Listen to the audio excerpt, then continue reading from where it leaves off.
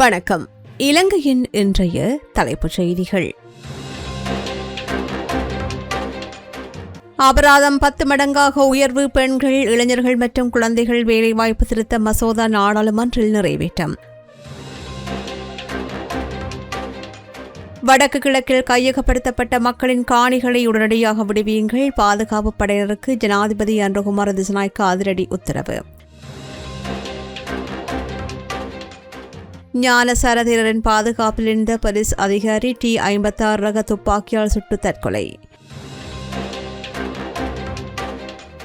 18 வீத வட் வரியை எதிர்த்து நாடாளுமன்றில் ரோஹித அபய குணவர்த்தன நக்கல் பேச்சு.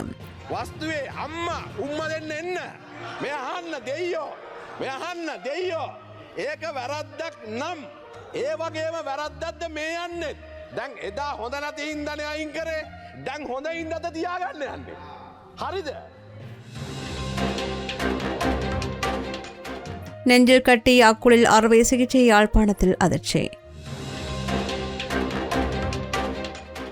பல்கலைக்கழக மாணவர்களை சுருட்டும் போதைப்பொருள் அரக்கன் படிப்பை பாதியில் கைவிடும் 80 வீத ஆண்கள் பலி.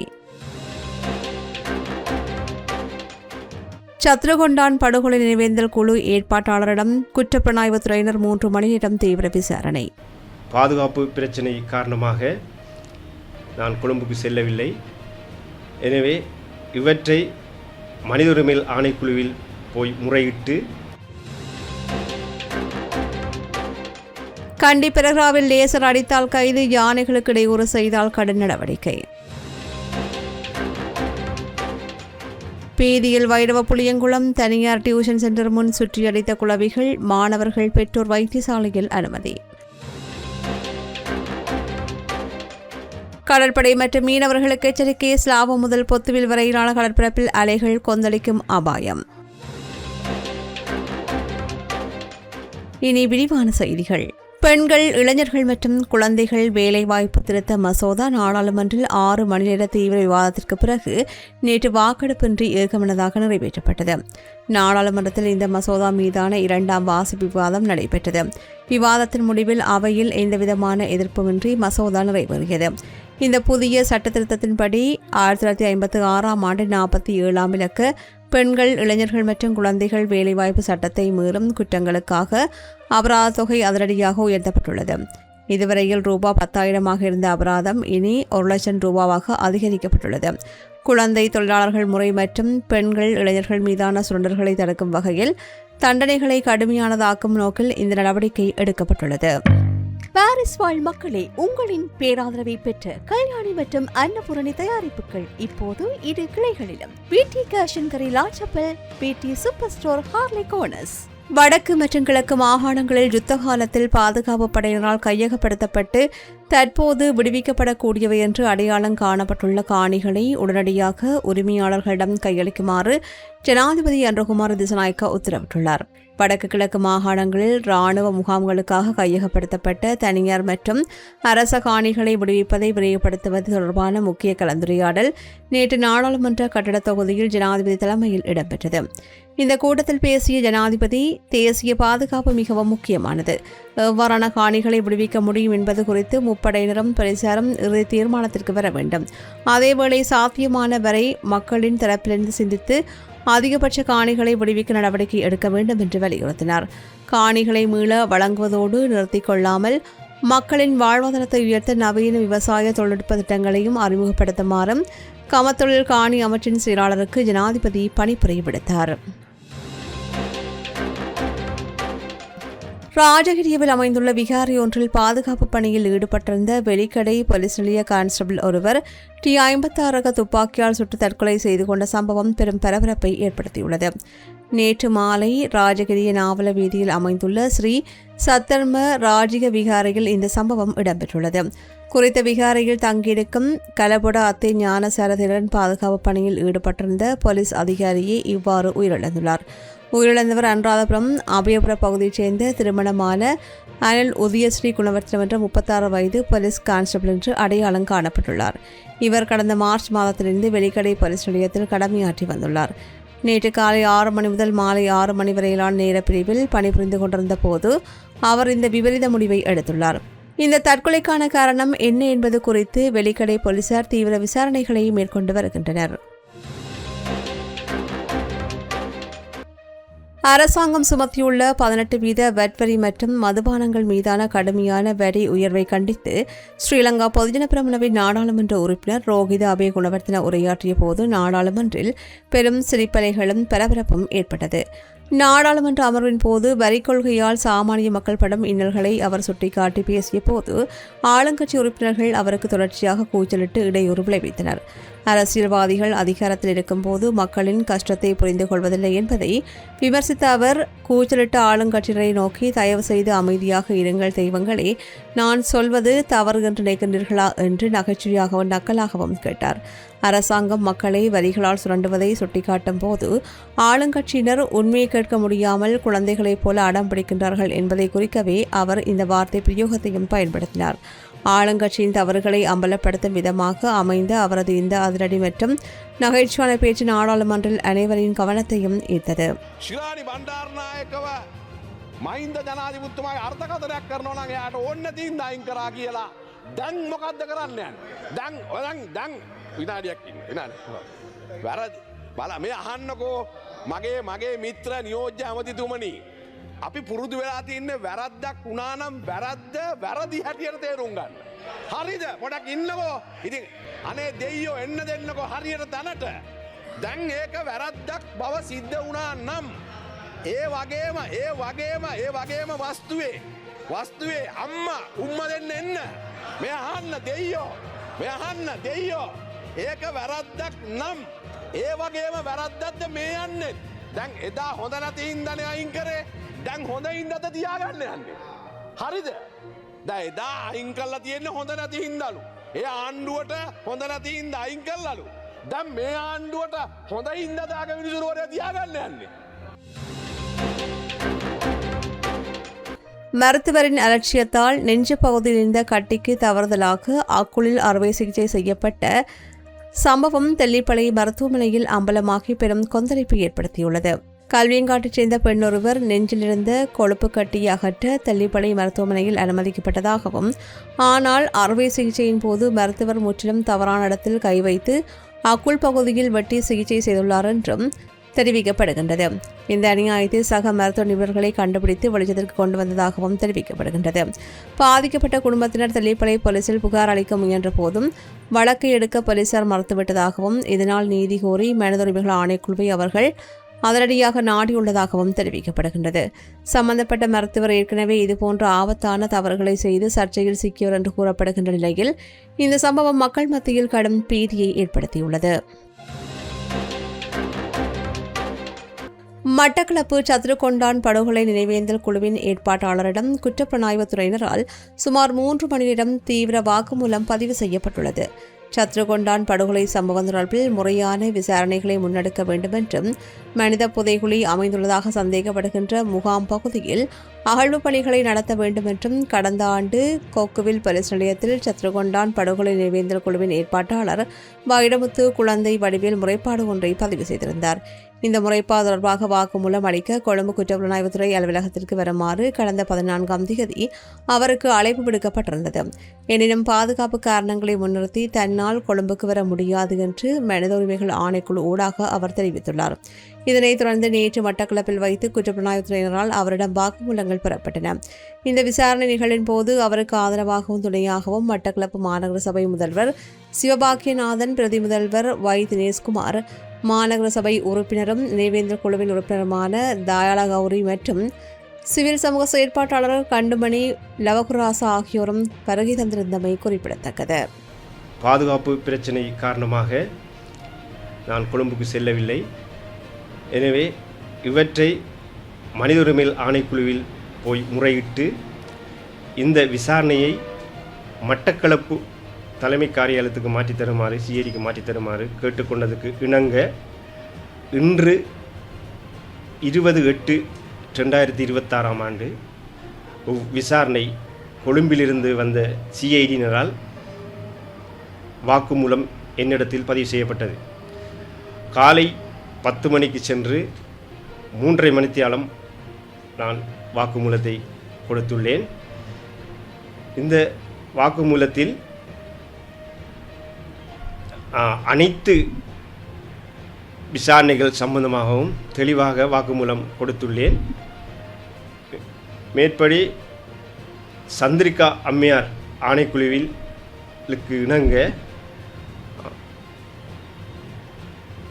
ரிட்டையர் ஜட்ஜ் பாலகிருஷ்ணர் அவர்களின் தலைமையில் ஒரு விசாரணை ஆணைக்குழு ஒன்று நடைபெற்றது. இந்த ஆணைக்குழுவில் இந்த கொலைக்கான சூத்திரதாரிகள் சத்ருகொண்டான் போஸ்டவுன் முகாமில் இருந்த ஆர்மி கேப்டன் 3 பேரே இதற்கான சூத்திரதாரிகள் என்று ஆணைக்குழுவால் அடையாளம் காணப்பட்டது. Blue Ocean Group of Companies இலங்கையின் வளர்ச்சியோடு உங்கள் வாழ்க்கையையும் உயர்த்துகிறோம்.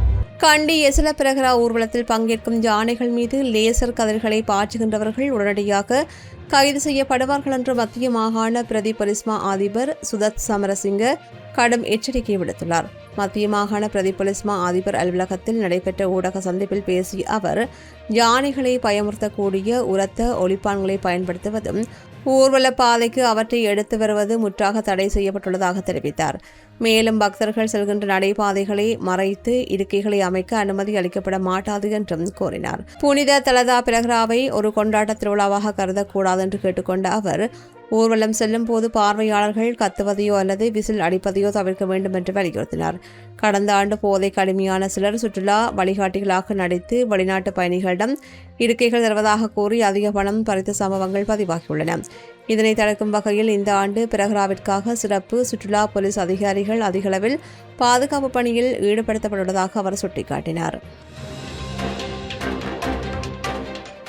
பல்கலைக்கழக மாணவர்களிடையே போதைப்பொருள் பயன்பாடு அபாயகரமான அளவில் அதிகரித்து வருவதாகவும் படிப்பை பாதியில் கைவிடும் ஆண் மாணவர்களில் 70% முதல் 80% வரையில் போதைப் பொருளுக்கு அடிமையானவர்கள் என்றும் பேராசிரியர் அமிலா இசிறு திடுக்கிடும் தகவலை வெளியிட்டுள்ளார்.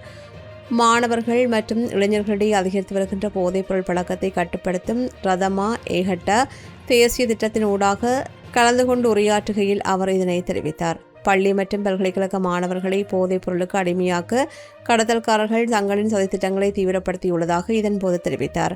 போதைப் பொருளை தொடர்ந்து பயன்படுத்துகின்றவர்கள் வெறும் இன்பத்திற்காக மட்டும் அதை உட்கொள்வதில்லை. பழக்கத்தை கைவிட முயலும் போது ஏற்படுகின்ற விலகல் அறிகுறிகளை தாங்க முடியாமலேயே மீண்டும் மீண்டும் அதை பயன்படுத்துகின்றார்கள் என்றும் விளக்கமளித்தார். பள்ளிகள் மற்றும் பல்கலைக்கழகங்களில் நடத்தப்பட்ட ஆய்வுகள் இளம் வயதிலேயே போதைப் பொருளுக்கு ஆளாகும் போக்கு அதிகரித்துள்ளதை உறுதி செய்கின்றன.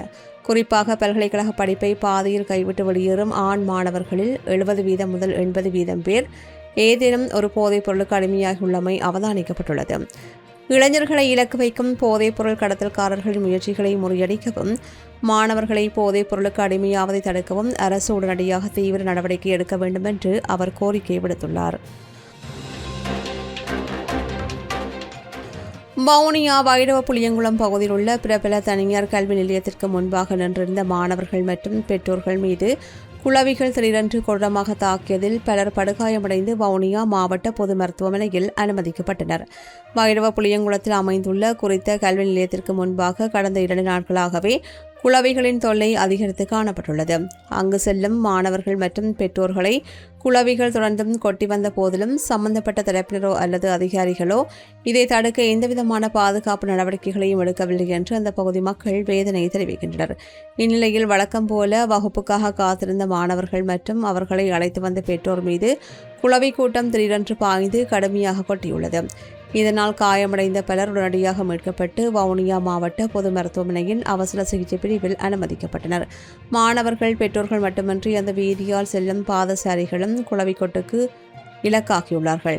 எனவே அசம்பாவிதங்கள் ஏதும் பெரிய அளவில் நடப்பதற்குள் அனர்த்த முகாமைத்துவ நிலையம் மற்றும் தொடர்புடைய துறைசார் அதிகாரிகள் உடனடியாக தலையிட்டு குளவிக்கூட்டை அகற்றி உரிய நடவடிக்கை எடுக்க வேண்டும் என்று பொதுமக்கள் கோரிக்கை விடுத்துள்ளனர். ராயல்டி என்ஜினியரிங் வழங்கும் நவீன அடுக்குமாடி குடியிருப்புகள் இப்போது விற்பனைக்கு. Colombo 6 Wellawatte bus line hall ரோட்டுக்கு மிக அருகாமையில். கிளிநொச்சி இரணைமடு 55ஆம் கட்டை பகுதியில் ரகசியமாக புதையல் தோண்ட முற்பட்ட இராணுவ உயர் அதிகாரி உட்பட 8 பேர் கொண்ட குழுவினரை கிளிநொச்சி போலீஸ் புலனாய்வு பிரிவினர் அதிரடியாக கைது செய்தனர். இரணைமடு பகுதியில் புதையல் அகழ்வு நடவடிக்கைகள் இடம்பெறுவதாக கிளிநொச்சி போலீஸ் பிரிவினருக்கு ரகசிய தகவல் கிடைத்தது. அதன் அடிப்படையில் நேற்று முன்தினம் இரவு குறித்த பகுதியில் தீவிர சுற்றிவளைப்பு மேற்கொண்ட போலீசார் புதையல் அகழ்வில் ஈடுபட்டுக் கொண்டிருந்த 8 பேரை கையங்களவுமாக பிடித்தனர். கைது செய்யப்பட்டவர்கள் கொழும்பு, சிலாவம், புத்தளம் மற்றும் யாழ்ப்பாணம் ஆகிய பகுதிகளைச் சேர்ந்தவர்கள் ஆவார். சந்தேக நபர்களிடமிருந்து புதையல் தோண்டுவதற்காக பயன்படுத்தப்பட்ட அதிநவீன உபகரணங்கள் மற்றும் அவர்கள் வந்த சிறிய ரக வாகனம் என்பன போலீசாரால் பறிமுதல் செய்யப்பட்டன. அல்லைப்பட்டியில் காணாமல் ஆக்கப்பட்ட அருட்தந்தை ஜிம் பிரவுன் அடிகளார், அவரது உதவியாளர் வின்சன் விமலதாஸ் உட்பட 22 பேரின் 20வது ஆண்டு நினைவேந்தல் நிகழ்வு நேற்று அல்லைப்பட்டியில் உணர்வுபூர்வமாக இடம்பெற்றது. அல்லைப்பட்டி சந்தையில் தொடங்கிய அமைதி பேரணி புனித பிலிப் நேரியர் ஆலயத்தை சென்றடைந்தது. தொடர்ந்தும் அல்லைப்பட்டி பங்கு தந்தை அருட்தந்தை லியோ ஃபாதர் தலைமையில் விசேட வழிபாடுகளும் நினைவஞ்சல் நிகழ்வுகளும் இடம்பெற்றன. இதில் மறைமாவட்ட குருக்கள், சட்டத்திறனிகள், பல்கலைக்கழக பேராசிரியர்கள் மற்றும் காணாமல் ஆக்கப்பட்ட உறவினர்கள் என்று பலரும் கலந்து கொண்டமை குறிப்பிடத்தக்கது. மக்களை போகவில்லை என்று மண்டியிட்டு அன்பு தந்தை ஜிம்புரோ நடிகளானது 20 வரை தான் தலை தருவார். சர்வதேச நேர் மௌனிக்கராய் நீதியின் குரலை சர்வதேச விசாரணை எமக்கு வேண்டும். ஏற்றுக்கு எதிரானது ஒரு வலிந்து காணாமலாக்கப்படுதல். தமிழின படுகொலையில் நாங்கள் கடந்த 45 ஆண்டுகளுக்கு மேலாய் அனுபவித்துக் கொண்டிருக்கிறோம். கொல்லப்பட்டோம், வளாகத்திற்குள்ளே வருகிறோம். இந்த கனத்த இதயங்களோடு இந்த நிகழ்வுகளிலே பங்கெடுப்போம். அந்த அவலம் ஏற்படுத்திய பய உணர்வு, அந்த அவலத்தினுடைய தாக்கம் கடந்த 13ஆம் நாள் இந்த ஆலயத்திலே, நமது கிராமத்திலே ஆனத அடுத்த நிகழ்வு தான் இந்த நினைவுகூறல். எங்களுக்குரிய ஒரு நினைவூட்டல்கள், நினைவுபடுத்தல்கள் எங்களுடைய போராட்டங்களாக இருக்கிறது.